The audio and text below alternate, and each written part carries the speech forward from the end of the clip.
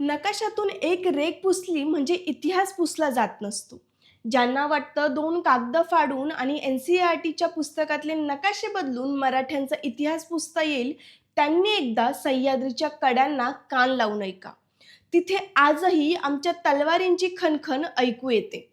आमचा इतिहास फक्त दख्खनपुरता मर्यादित नव्हता. आमचे शिवछत्रपती भारतीय आरमाराचे जनक होते.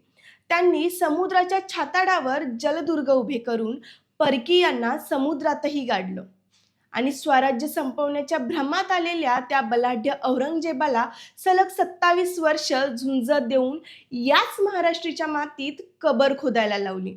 अरे, ज्या दिल्लीसमोर अख्खा देश झुकत होता, त्या मुघल बादशहाला महादजी शिंदेंनी आपल्या इशाऱ्यावर नाचवलं आणि रघुनाथराव पेशवे, मल्हारराव होळकरांनी तर थेट पाकिस्तानाच्या अटकेपार जाऊन आमचा भगवा अभिमानाने रोवला.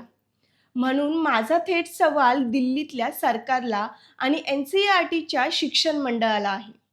कुणाच्या दबावाखाली आणि कुणाला खुश करण्यासाठी तुम्ही 8वीच्या पुस्तकातून मराठा साम्राज्याचा नकाशा वगळलात?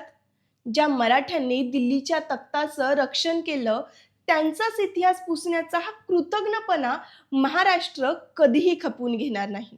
आणि राज्यातल्या सरकारला सुद्धा माझा प्रश्न आहे. निवडणुका आल्या की शिवछत्रपतींचं नाव घेऊन तुम्ही गळे काढताना, मग आज NCERTने आपला इतिहास पुसला तेव्हा तुमची वाचा का गेली आहे? जर स्वतःला शिवरायांचे मावळे म्हणत असाल, तर आता थेट दिल्लीचे दरवाजे ठोठावा आणि आमचा नकाशा सन्मानाने परत आणा.